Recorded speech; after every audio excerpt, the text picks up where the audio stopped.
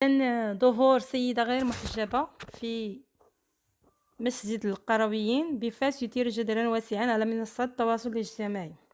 إذا فلا حديث لمنابر التواصل الاجتماعي اليوم إلا عن ظهور هذه السيدة غير محجبة على منبر مسجد القرويين بفاس.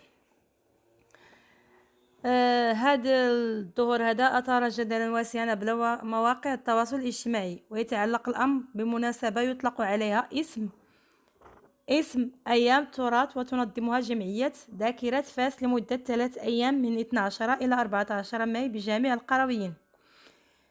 فبعد هذا العبث ببيوت الله، وهل هذا يرضي الله ورسوله صلى الله عليه وسلم؟ وهل يرضي الإمام مالك اللي حنا متبعين المذهب ديالو؟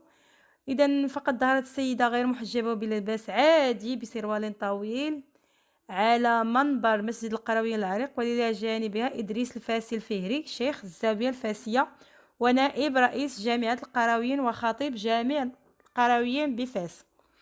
فاعتلاء السيدة لمنبر القرويين أثار زوبعة من الانتقادات والاستفهامات حول مشروعية اعتلاء المنابر بالمسجد هذا من جهة، وبلا حجاب من جهة أخرى. الواقعة انتقدها العديد من شيوخ السلفية بالمغرب، على رأسهم حسن الكتاني الذي كتب على صفحته الفيسبوكية: ما هذا العبث ببيوت الله. وكذلك